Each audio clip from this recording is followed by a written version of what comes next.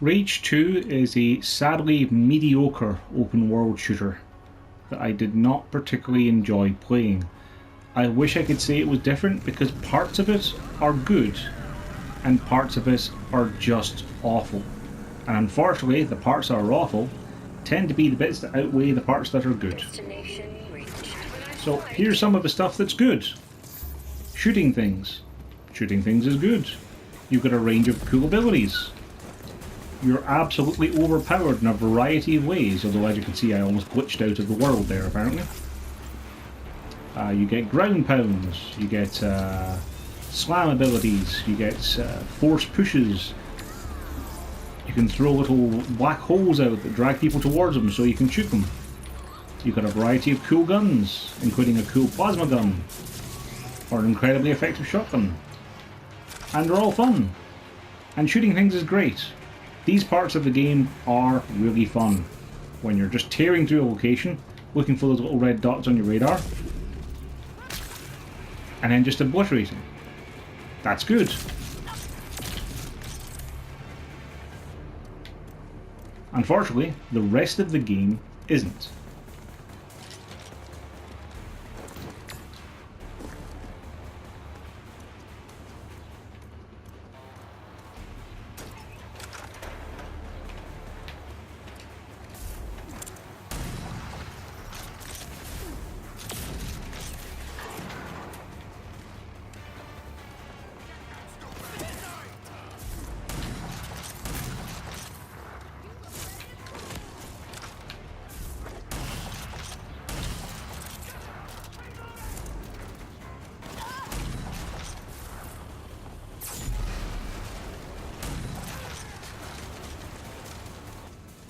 Yeah, that appears to be this location clear.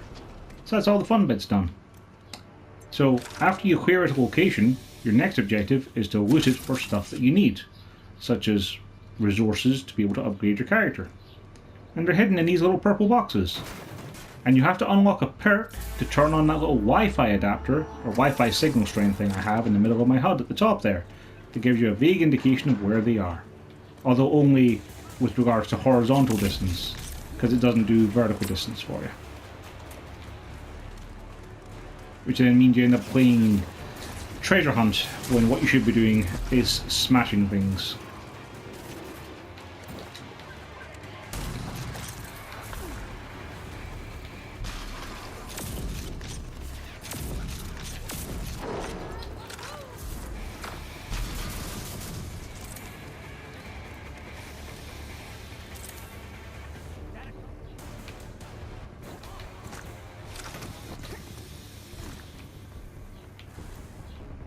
Are they on the roof?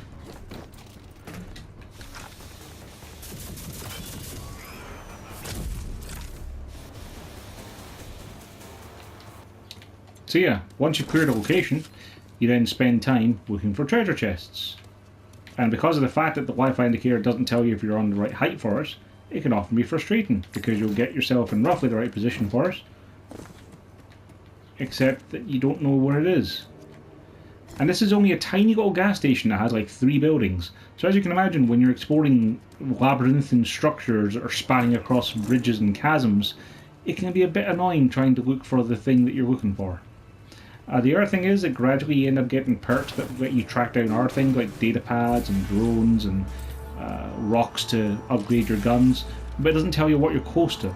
So you could be looking on the ground for a data pad when you're actually, your Wi-Fi thing is telling you that there's a spy drone hanging off a thing above.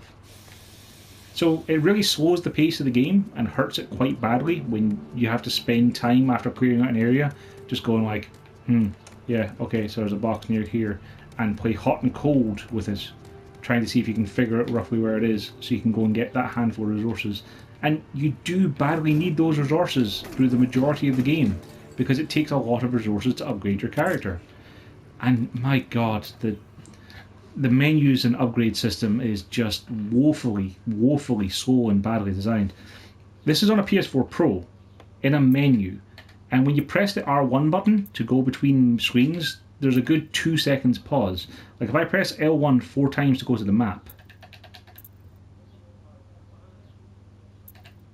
it registers 3 of the presses, and still took like a full 5 to 10 seconds to actually get there. And then upgrading your character. So first you have to go across to one of the things you want to upgrade, because there's 4 different skill trees. You've got the nanotrites tree, where you can use rocks you find called feltrite to level up your abilities, and then you can use nanotrite upgrades to actually give those abilities perks, such as reduced cooldowns. And then you've got weapons, where you have to use the same currency of feltrite you use for your abilities to unlock weapon levels, so you can then unlock weapon mod slots that use weapon core mods to upgrade your weapons to give them new abilities, like having armor piercing rounds. And then there's the projects, where you work for different people and you earn XP for them to earn project points, which you use project points to unlock your own different skill trees, and each of them have their own different skill tree that requires project points to unlock.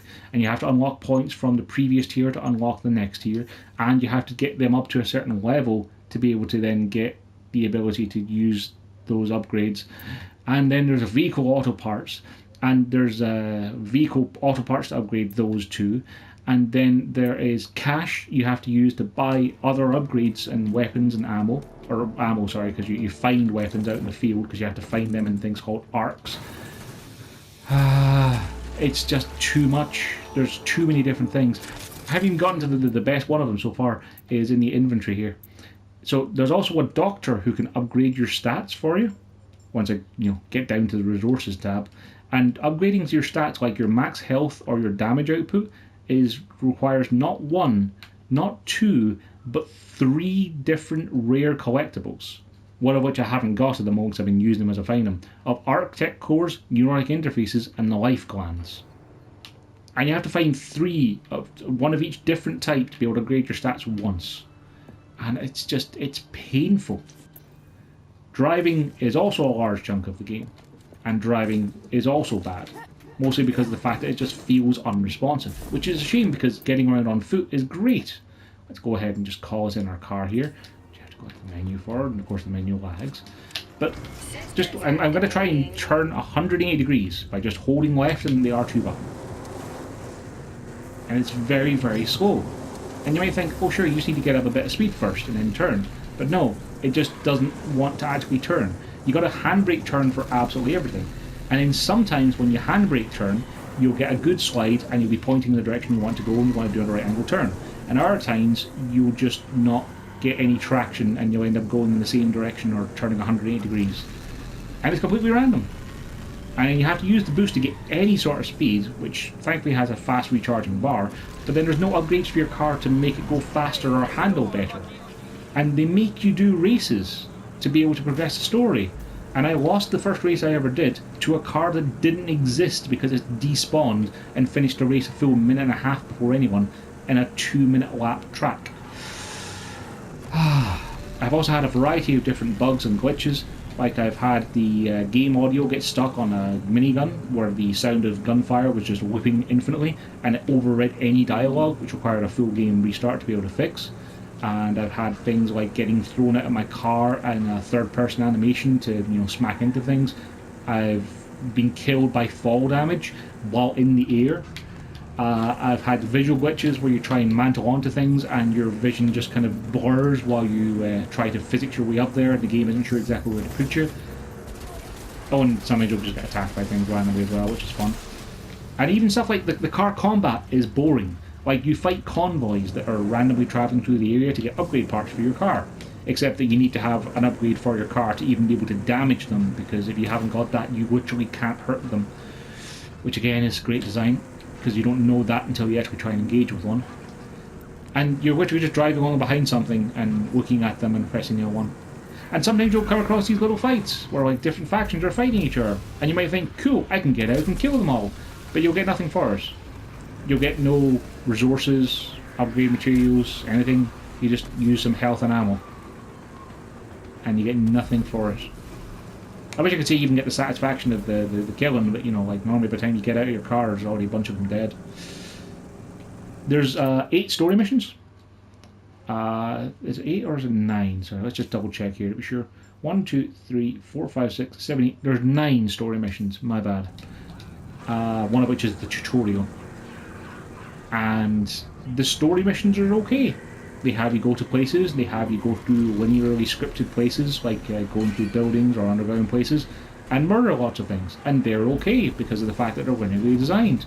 It's just everything else in between. Like, since I cleared out that gas pass of the different things to murder, you can then go into your map, you can go and you can look for an undiscovered location, and then you can decide you want to drive there. It'll take a good few minutes to get there, and then you'll have maybe a couple of other boxes to find, and then it's just the same thing over and over again, and it gets really, really tedious. Which is a shame, because like I say, the combat's fun once you get some abilities and powers.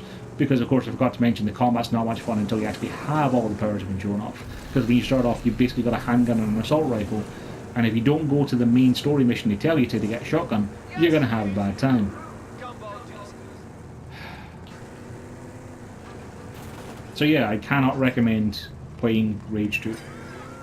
Maybe when it goes really cheap on sale. Maybe then it would be worthwhile. But it is definitely not worth full price. And honestly, I'd say if you want an open world game, just play Days Gone. It's got lots more content and a lot more fun to it. And this just... it's got good shooting and that's it. And it just isn't enough. Thanks for watching.